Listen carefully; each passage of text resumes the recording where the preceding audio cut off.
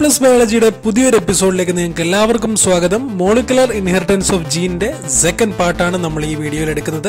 നിങ്ങൾക്ക് എല്ലാവർക്കും ഇഷ്ടപ്പെട്ടാൽ ലൈക്ക് ചെയ്യുക, സബ്സ്ക്രൈബ് ചെയ്യുക, കൂട്ടുകാരുമായിട്ട് ഷെയർ ചെയ്യുക. സോ നമുക്ക് വീഡിയോയിലേക്ക് പോവാം. ഞാൻ പറഞ്ഞതുപോലെ തന്നെ ഇന്ന് നമ്മൾ ഡിസ്കസ് ചെയ്യുന്നത് കഴിഞ്ഞ വീഡിയോയുടെ ബാലൻസ് ആയിട്ട് വരുന്ന എക്സ്പെരിമെന്റ്സ് ഇൻ മോളിക്കുലർ ബയോളജിയാണ്. അതിൽ മോളിക്കുലർ ഇൻഹെറിറ്റൻസ് ഓഫ് ജീനിൽ മേജറായിട്ട് ക്വസ്റ്റ്യൻ പ്രതീക്ഷിക്കുന്ന ഒരു ഭാഗമാണ് ഇനി പറയാൻ പോകുന്നത്. ആദ്യമായിട്ട് നമുക്ക് പഠിക്കാനുള്ളത് ഫ്രെഡറിക് ഗ്രിഫിത്തിൻ്റെ എക്സ്പെരിമെൻറ്റ്, മൈസിലുള്ള എക്സ്പെരിമെൻ്റ് ആണ്. ഫ്രെഡറിക് ഗ്രിഫിത്ത് എന്ന് പറയുന്ന സയൻറ്റിസ്റ്റാണ്. അദ്ദേഹം ഈ ട്രാൻസ്ഫോമിംഗ് പ്രിൻസിപ്പിൾസ് ഇൻ ബാക്ടീരിയ കണ്ടെത്തുന്നതിന് വേണ്ടിയിട്ട് ഒരു എക്സ്പെരിമെൻ്റ് നടത്തി. അതിനെയാണ് ട്രാൻസ്ഫോമിംഗ് പ്രിൻസിപ്പിൾ. ഇപ്പോൾ ഫ്രെഡറിക് ഗ്രിഫിത്തിൻ്റെ ട്രാൻസ്ഫോമിംഗ് പ്രിൻസിപ്പിൾ എന്നാണ് ആ എക്സ്പെരിമെൻറ്റിനെ പറയുന്നത്. അതായത് ജനറ്റിക് മെറ്റീരിയൽ DNA ആണോ അല്ലെങ്കിൽ RNA ആണോ എന്ന് അറിയാനുള്ള ഒരു സീരീസ് ഓഫ് എക്സ്പെരിമെൻറ്റിൻ്റെ തുടക്കമാണ് ഗ്രിഫിത്തിൻ്റെ ആദ്യ എക്സ്പെരിമെൻറ്റ്. അപ്പം ഞാൻ നേരത്തെ പറഞ്ഞ പോലെ തന്നെ എലികളിലാണ് ഇത് നടത്തിയതെന്ന് പറയുന്നു. ആൻഡ് ഇവിടെ യൂസ് ചെയ്തിരുന്ന bacteria pneumonia bacteria, streptococcus pneumonia എന്ന് പറയുന്ന ബാക്ടീരിയ ആണ്. ആ ബാക്ടീരിയയ്ക്ക് 2 സ്ട്രെയിൻ ഉണ്ട്. 2 സ്ട്രെയിൻ എന്ന് പറഞ്ഞാൽ ബാക്ടീരിയ ഇപ്പോൾ ഈ കൊറോണ വൈറസ് പറയുന്നത് പോലെ തന്നെ ഏതൊരു വൈറൽ അല്ലെങ്കിൽ ബാക്ടീരിയൽ ഓർഗാനിസത്തിനും അതിന് ഒരു വിറുലൻ്റ് സ്ട്രെയിനും അതുപോലെ തന്നെ ഒരു നോൺ വിറുലൻ്റ് സ്ട്രെയിനും കാണും. വിറുലൻ്റ് എന്ന് പറയുന്നത് നമ്മുടെ രോഗം പരത്താൻ ശേഷിയുള്ള അല്ലെങ്കിൽ ആക്റ്റീവായിട്ടുള്ള സ്ട്രെയിനാണ്. ഈ ഇത്തരത്തിലുള്ള സ്ട്രെയിൻ എന്ന് പറയുന്നത് അതിനെ നമ്മൾ വിറുലൻ്റ് സ്ട്രെയിൻ എന്നാണ് പറയുന്നത്. Non വിറുലൻ്റ് സ്ട്രെയിനുമുണ്ട്.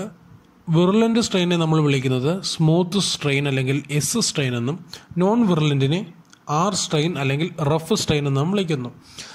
S strain bacteria produce capsule and is pathogenic. അതാണ് ഞാൻ പറഞ്ഞത്, അവയ്ക്ക് രോഗം പരത്താനുള്ള കഴിവുണ്ട്. R സ്ട്രെയിൻ എന്ന് പറയുന്നത് ലാക്സ് ക്യാപ്സ്യൂൾ ഇല്ല, അതുകൊണ്ട് തന്നെ അതിന് രോഗം പരത്താനുള്ള കഴിവുമില്ല. ഈ R സ്ട്രെയിൻ ഒരു മൗസിനകത്ത് ഇൻജെക്റ്റ് ചെയ്താൽ അവ നോൺ പത്തോജനിക് ആയതുകൊണ്ട് തന്നെ, അതായത് രോഗം പരത്താൻ കഴിവില്ലാത്തത് കൊണ്ട് തന്നെ ഈ എലിക്ക് എന്ത് വരത്തില്ല, ന്യൂമോണിയ രോഗം വരത്തില്ല. അതുകൊണ്ട് തന്നെ ഈ എലി ചാവത്തില്ല. മൗസ് എന്ത് ചെയ്യും, ജീവനം തുടരും. പക്ഷേ S സ്ട്രെയിൻ ഇൻജെക്റ്റ് ചെയ്ത എലികളാണെങ്കിൽ അവയ്ക്ക് രോഗം പരത്താൻ കഴിവുണ്ട്. അതുകൊണ്ട് തന്നെ that causes pneumonia and mouse dies. അതാണ് ആദ്യത്തെ അദ്ദേഹത്തിൻ്റെ 2 എക്സ്പെരിമെൻറ്റ്. ഒന്ന് S സ്ട്രെയിൻ ഉള്ള ബാക്ടീരിയ മൗസിൽ കുത്തിവെച്ചപ്പോൾ എലി ചത്തുപോയി. R സ്ട്രെയിൻ കുത്തിവെച്ചപ്പോൾ അത് നോൺ വിറുലൻ്റ് ആണ്, അതുകൊണ്ട് എലി ചത്തില്ല. പിന്നീട് ഹീറ്റ് കിൽഡ് ആയിട്ടുള്ള S സ്ട്രെയിൻ, അതായത് ഹീറ്റിൽ വെച്ചിട്ട് അതിൻ്റെ ആക്ടിവിറ്റി ഇല്ലാതാക്കിയ S സ്ട്രെയിൻ, അപ്പോൾ അവയ്ക്ക് രോഗം വരുത്തുവാനുള്ള ശേഷി ഇല്ല. അങ്ങനെയുള്ള S സ്ട്രെയിൻ ബാക്ടീരിയ ഇൻജെക്റ്റ് ചെയ്തു. മൗസിൽ ഇൻജെക്റ്റ് ചെയ്തു. അപ്പോൾ ഹീറ്റ് കിൽഡ് ആയതുകൊണ്ട് തന്നെ അല്ലെങ്കിൽ താപത്തിൽ നശിപ്പിച്ച S സ്ട്രെയിൻ ആയതുകൊണ്ട് തന്നെ അവയ്ക്ക് ന്യൂമോണിയ വരുത്താനുള്ള കഴിവ് ഇല്ലായിരുന്നു. അപ്പോഴും മൗസ് ജീവിച്ചു. ഈ ഹീറ്റ് കിൽഡ് ആയിട്ടുള്ള S സ്ട്രെയിനും അതുപോലെ തന്നെ R സ്ട്രെയിനും കൂടെ മിക്സ് ചെയ്തിട്ട് മൗസിൽ ഇൻജെക്റ്റ് ചെയ്തു. അപ്പോൾ മൗസ് ചത്തുപോയി അല്ലെങ്കിൽ ന്യൂമോണിയ ബാധിച്ചു. ഇതിൽ നിന്ന് അദ്ദേഹത്തിനൊരു കാര്യം മനസ്സിലായി. ഈ ഹീറ്റ് കിൽഡ് S സ്ട്രെയിനും അതുപോലെ തന്നെ നോൺ വിറുലൻ്റ്, അതായത് രോഗം പരത്താൻ കഴിവില്ലല്ലോ R സ്ട്രെയിന്, ഇത് രണ്ടും മിക്സ് ചെയ്തിട്ട് ഇൻജെക്റ്റ് ചെയ്തപ്പോൾ എന്തോ ഒരു മെറ്റീരിയൽ അവിടെ നശിച്ചിട്ടില്ല. ആ മെറ്റീരിയൽ ട്രാൻസ്ഫോം ചെയ്ത് മൗസിലെത്തി. അതാണ് ഈ രോഗത്തിന് കാരണമായെന്ന് അദ്ദേഹത്തിന് മനസ്സിലായി. അപ്പോൾ ഇതിൻ്റെ കൺക്ലൂഷൻ നമുക്ക് പറയുന്നത് R strain bacteria transformed by the heat killed S strain bacteria. ഈ R സ്ട്രെയിൻ ബാക്ടീരിയ എന്താ heat killed S strain bacteria വഴി ട്രാൻസ്ഫോം ചെയ്തെന്ന് നമ്മൾ പറഞ്ഞു. The transformation of R strain to S strain is due to the transfer of genetic material. അപ്പോൾ എന്തോ ഒരു genetic material ഈ ഹീറ്റ് കിൽഡ് S സ്ട്രെയിനിൽ നിന്നും R സ്ട്രെയിനിലേക്ക് മാറി. അപ്പോൾ അങ്ങനെ പോയി അതാണ് ഈ R സ്ട്രെയിനെ വീണ്ടും വിറുലൻ്റ് സ്ട്രെയിനാക്കി മാറ്റിയത്. The biochemical nature of genetic material അപ്പോഴും ഡിഫെൻഡ് ചെയ്തിട്ടില്ല. അദ്ദേഹത്തിന് ഇതൊന്നും അറിയത്തില്ലായിരുന്നു എന്താണ് സംഭവം എന്ന്. പക്ഷെ അദ്ദേഹം ഇത്രയും മനസ്സിലാക്കി, ഹീറ്റ് കിൽഡ് S സ്ട്രെയിൻ ആയിട്ട് R സ്ട്രെയിൻ യോജിച്ചപ്പോൾ ഈ R സ്ട്രെയിനിലേക്ക് ഹീറ്റ് കിൽഡ് എസ് സ്ട്രെയിൻ എന്നുള്ള എന്തോ ഒരു സാധനം, അത് ജനറ്റിക് മെറ്റീരിയൽ ആണെന്ന് അദ്ദേഹത്തിന് അറിയില്ലായിരുന്നു. പക്ഷേ ആ ഒരു സാധനം മൗസിലേക്ക് എത്തി. അങ്ങനെയാണ് മൗസ് മരിച്ചതെന്ന് മനസ്സിലാക്കി. പിന്നീട് വരുന്ന ഒരു എക്സ്പെരിമെൻ്റാണ് ആവേരീസ് എക്സ്പെരിമെൻ്റ് എന്ന് പറയുന്നത്. അത് നടത്തിയ രണ്ട് സയൻറ്റിസ്റ്റ്, ഓസ്വാൾഡ് എന്ന് പറയുന്ന സയൻറ്റിസ്റ്റ്, കോളിൻ മക്ലിയോയിഡ് ആൻഡ് മക്ലിൻ എന്ന് പറയുന്ന സയൻറ്റിസ്റ്റ്, അദ്ദേഹം ഈ biochemical nature of transforming principle, അത് ഈ ഗ്രിഫിത്തിൻ്റെ എക്സ്പെരിമെൻറ്റ് പഠിക്കുവാനായിട്ടും അതിൻ്റെ ബയോകെമിക്കൽ നേച്ചർ പഠിച്ച ആവേരീസ് എക്സ്പെരിമെൻ്റ് ആണ് ഇതിനെ പൊതുവായിട്ട് പറയുന്നത്. അപ്പം ദേ പ്യൂരിഫൈഡ് ബയോമോളിക്യൂൾസ്. ഇവിടെ നമ്മൾ പറയുന്നത്, നമുക്കറിയാം ബയോമോളിക്യൂൾസ് എന്ന് പറഞ്ഞാൽ ബയോളജിക്കലി ഒറിജിനായിട്ടുള്ള DNA ആവാം, RNA ആവാം, അല്ലെങ്കിൽ പ്രോട്ടീൻസ് ആവാം. അപ്പം ഹീറ്റ് കിൽഡ് എസ് സ്ട്രെയിനിൽ നിന്ന്, അതായത് ഹീറ്റ് കിൽഡ് എസ് സ്ട്രെയിൻ ആണല്ലോ നമ്മുടെ ഗ്രിഫിത്ത് ഉപയോഗിച്ചത്, അതിൽ നിന്ന് ബയോമോളിക്യൂൾസ് ആയ പ്രോട്ടീൻസും DNA, RNA അവർ ഐസൊലേറ്റ് ചെയ്തു. അപ്പം അതിനകത്തോട്ട് അവർ ഡൈജസ്റ്റീവ് എൻസൈംസ് ഓരോന്നായിട്ട് ആഡ് ചെയ്തു. അതായത് ഹീറ്റ് കിൽഡ് എസ് സ്ട്രെയിനെ പ്രോട്ടിയേസുമായിട്ട് യോജിപ്പിച്ചിട്ട് ലൈവ് ആർ സ്ട്രെയിനുമായിട്ട് യോജിപ്പിച്ചു. അതായത് ഹീറ്റ് കിൽഡ് എസ് സ്ട്രെയിനിൽ അവർ പ്രോട്ടീൻ ഉണ്ടെന്ന് നമ്മൾ പറഞ്ഞു, പ്രോട്ടീൻ എക്സ്ട്രാക്ട് ചെയ്തു. ആ പ്രോട്ടീനെ ലൈവ് അല്ലെങ്കിൽ നശിപ്പിച്ച് കളയാൻ, അല്ലെങ്കിൽ അതിനെ ലയിപ്പിച്ച് കളയാനായിട്ട് പ്രോട്ടിയസ് എൻസൈം യൂസ് ചെയ്തു. അപ്പോഴെന്താണ്, ശേഷം അതിനെ ആർ സ്ട്രെയിനുമായിട്ട് കൂട്ടി യോജിപ്പിച്ചിട്ട് അത് മൗസിലേക്ക് കുത്തിവെച്ചു. രണ്ടാമത് ഹീറ്റ് കിൽഡ് എസ് സ്ട്രെയിനെ RNAs എന്ന് പറയുന്നൊരു എൻസൈം, അതായത് RNA ഇല്ലാതാക്കുന്ന, RNA ഡിസ്ട്രക്ട് ചെയ്ത് കളയുന്ന RNAs എൻസൈമുമായിട്ട് കൂട്ടി കലർത്തി. മൂന്നാമത് heat killed S strain DNAs, അതായത് DNA ഉള്ള അല്ലെങ്കിൽ DNA നശിപ്പിക്കുന്ന ഇത്തരത്തിലുള്ള ആർ സ്ട്രെയിനുമായിട്ട് എസ് സ്ട്രെയിനുമായിട്ട് DNAs എൻസൈം കൂട്ടിക്കലർത്തി, എന്നിട്ട് ലൈവ് ആർ സ്ട്രെയിനുമായിട്ട് യോജിപ്പിച്ചു. അപ്പം അങ്ങനെ വരുന്ന സന്ദർഭത്തിൽ ഈ 3 എക്സ്പെരിമെൻ്റ് ഞാൻ പറഞ്ഞല്ലോ, ഈ 3 രീതിയിലും ആദ്യം പറഞ്ഞ 2 എണ്ണത്തിലും ട്രാൻസ്ഫോർമേഷൻ നടന്നു. അതായത് R strain to S strain, അല്ലെങ്കിൽ നോൺ വിർലൻ്റ് ആയിട്ട് മാറി.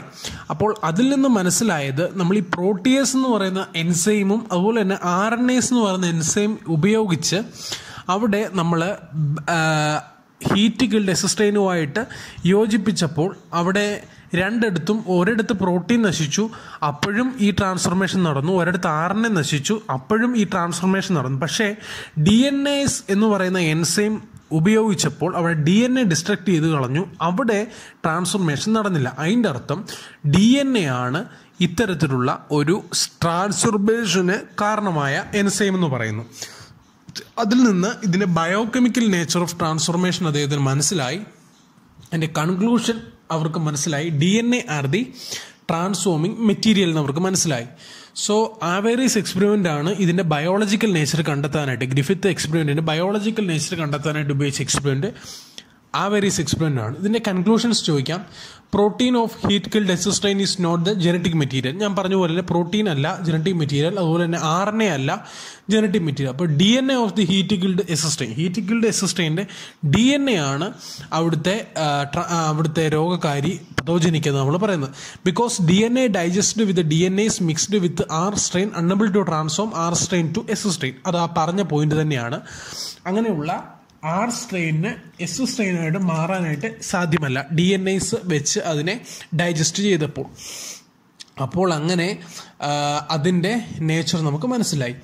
അടുത്ത ഒരു എക്സ്പെരിമെൻ്റ് ആണ് ദ ജനറ്റിക് മെറ്റീരിയൽ, അതായത് DNA ആണ് ജനറ്റിക് മെറ്റീരിയൽ എന്ന് പ്രൂവ് ചെയ്യാനായിട്ട് ഉപയോഗിച്ച ഒരു എക്സ്പെരിമെൻ്റ് ആണ് ഹർഷെ ആൻഡ് ചേസ് എന്ന് പറയുന്ന 2 സയൻറ്റിസ്റ്റിൻ്റെ experiment. So Hershey and Chase experiment നിങ്ങൾ നോക്കണം, എക്സാമിന് ചോദിക്കാൻ ചാൻസ് ഉണ്ട്.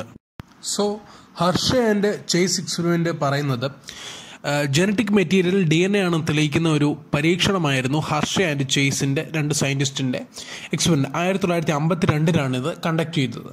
അപ്പോൾ ഇവിടെ അവർ യൂസ് ചെയ്തത് certain viruses that attack bacteria attack ചെയ്യുന്ന കുറച്ച് വൈറസ് തന്നെയാണ് അവർ ഉപയോഗിച്ചത്. ആ വൈറസുകളെ നമ്മൾ ബാക്ടീരിയോഫേജുകൾ എന്നാണ് പറയുന്നത്. 1 മാർക്കിന് വേണ്ടി ചോദിക്കാം, what is bacteriophage? The viruses that infect bacteria is called bacteriophage. അപ്പോൾ ഇങ്ങനെ ഒരു ഇൻഫെക്ഷൻ്റെ സമയത്ത് ഈ ബാക്ടീരിയോഫേജ് എന്ത് ചെയ്യും? ബാക്ടീരിയോഫേജ് എന്ന് പറഞ്ഞാൽ വൈറസ് ആണ്. അത് ആരെ അറ്റാക്ക് ചെയ്യും? ബാക്ടീരിയ അറ്റാക്ക് ചെയ്യും. അതുകൊണ്ട് അതിനെ ബാക്ടീരിയോഫേജ് എന്ന് വിളിക്കുന്നു. ഈ ബാക്ടീരിയോഫേജ് അറ്റാക്ക് ചെയ്യുന്ന സമയത്ത് ഇത് ഫസ്റ്റ് ഓഫ് ഓൾ ഈ ബാക്ടീരിയൽ സെല്ലിനകത്തോട്ട് ഇൻസേർട്ടഡ് ആവും. അങ്ങനെ അവ അതിൻ്റെ ജനറ്റിക് മെറ്റീരിയൽ ഈ ബാക്ടീരിയൽ സെല്ലിലോട്ട് ഇൻസേർട്ട് ചെയ്യും. അങ്ങനെ ഇൻസേർട്ട് ചെയ്ത് കഴിഞ്ഞാൽ അതിനകത്ത് ഉള്ള കണ്ടീഷൻ വെച്ചിട്ട് ഇവരെന്താണ് മൾട്ടിപ്ലൈ ചെയ്യും. ദ വൈറൽ ജനറ്റിക് മെറ്റീരിയൽ ഇപ്പോൾ എവിടെയാണ് കയറിയത്? ബാക്ടീരിയ സെല്ലിനകത്ത് കയറി. അപ്പോഴവരവിടെ വൈറസ് പാർട്ടിക്കിൾ എന്താണ് മൾട്ടിപ്ലൈ ചെയ്തിട്ട് ഹോസ്റ്റ് സെല്ലിൽ അത് മൾട്ടിപ്ലൈ ചെയ്യും. അങ്ങനെ ഹർഷേ ആൻഡ് ചേസ് ഈ ഒരു എക്സ്പെരിമെൻ്റാണ് അദ്ദേഹം ഒരു 2 രീതിയിൽ 2 വേസിൽ അവരിത് കണ്ടക്ട് ചെയ്തു. അതായത് ഏതാണ് ജനറ്റിക് മെറ്റീരിയൽ എന്നറിയണമല്ലോ, DNA ആണോ പ്രോട്ടീൻ ആണോ എന്നറിയണമല്ലോ. അതിനുവേണ്ടി ആദ്യത്തെ എക്സ്പെരിമെൻറ്റിൽ അവർ ഈ ബാക്ടീരിയോഫേജ്, അതായത് വൈറസിനെ അല്ലെങ്കിൽ ഏത് വൈറസാണോ ബാക്ടീരിയ അറ്റാക്ക് ചെയ്യുന്നത് അതാണ് ബാക്ടീരിയോഫേജ്. അപ്പം ആ വൈറസിനെ അവർ റേഡിയോ ആക്റ്റീവ് ഫോസ്ഫറസ് മീഡിയത്തിൽ വളർത്തി. ഇപ്പോൾ ഈ ഫോസ്ഫറസ് എന്ന് പറയുന്നത് നമുക്കറിയാം DNA ഉണ്ടാക്കിയിരിക്കുന്ന ഒരു മേജർ കമ്പോണൻ്റ് ഉണ്ട്. ഈ റേഡിയോ ആക്റ്റീവ് ഫോസ്ഫറസ് എന്ന് പറയുന്നത് സാധാരണ ഫോസ്ഫറസ് അല്ലാതെ ഫോസ്ഫറസിൻ്റെ ഒരു റേഡിയോ ആക്റ്റീവ് ഐസോട്ടോപ്പായിട്ടുള്ള P32 ആണ് ഉപയോഗിക്കുന്നത്. നിങ്ങൾ അത്രയും ഡീറ്റെയിൽ ആയിട്ട് പഠിക്കണ്ട, എന്നാലും നിങ്ങളൊന്ന് അറിഞ്ഞിരിക്കുക. ഇവിടെ ഉപയോഗിക്കുന്ന ഫോസ്ഫറസ് P32 ആണ്.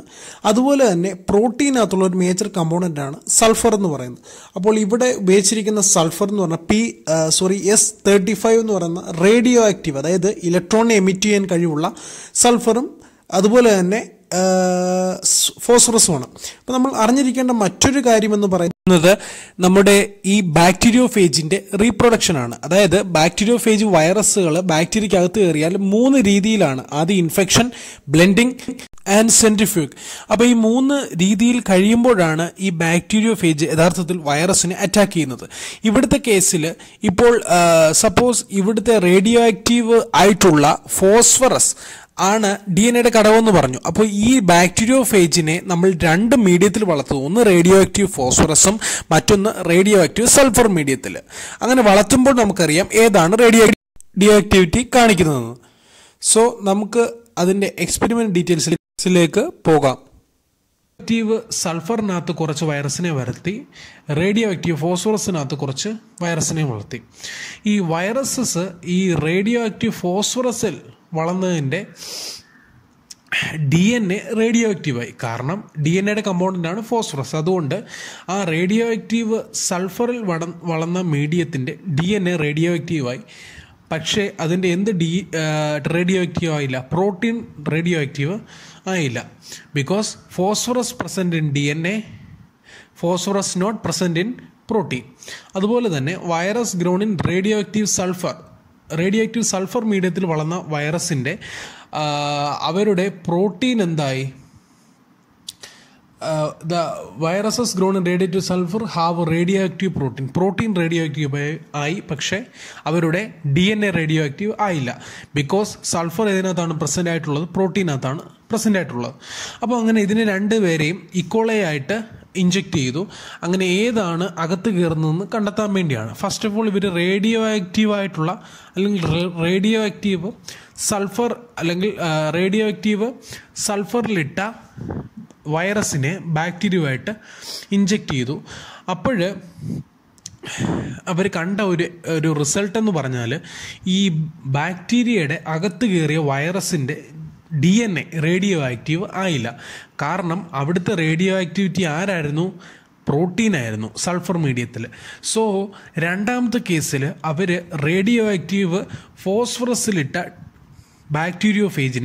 ബാക്ടീരിയയെ ഇൻഫെക്റ്റ് ചെയ്യിപ്പിച്ചു. അങ്ങനെ അവിടെ അവർ കണ്ടത് അതിൻ്റെ അകത്ത് കയറിയ അല്ലെങ്കിൽ ജനറ്റിക് മെറ്റീരിയൽ ആയിട്ടുള്ള DNA അവിടെ റേഡിയോ ആക്റ്റീവായി. സോ അവർ ഒബ്സർവേഷനകത്ത് ഇതാണ് പറയുന്നത്. സോ അവർ കൺക്ലൂഡ് ചെയ്തത് DNA is the infecting agent that made the bacteria radioactive. അപ്പോൾ DNA ആണ് ഇത്തരത്തിലുള്ള ഇൻഫെക്റ്റിംഗ് ഏജൻറ്റ് എന്ന് അവർക്ക് മനസ്സിലായി. അതുകൊണ്ടാണ് ആ ബാക്ടീരിയ റേഡിയോ ആക്റ്റീവ് ആയത്. പക്ഷേ DNA ജനറ്റിക് മെറ്റീരിയൽ ആയതുകൊണ്ടാണ് അത് അകത്ത് കയറിയത്. അതുകൊണ്ട് DNA ആണ് ജനറ്റിക് മെറ്റീരിയൽ, നോട്ട് പ്രോട്ടീൻ എന്നവർ പൂർണ്ണമായിട്ടും മനസ്സിലാക്കി. സോ അത്രയാണ് experiments, Hershey and Chase experiment, Avery's experiment and Griffith experiment. ഈ എക്സ്പെരിമെൻറ്റ് നിങ്ങൾ പഠിക്കുക. സോ ഒരു ജനറ്റിക് മെറ്റീരിയലിൻ്റെ ക്രൈറ്റീരിയ ആണ് പിന്നീട് NCERT-ക്കകത്ത് പറയുന്നത്.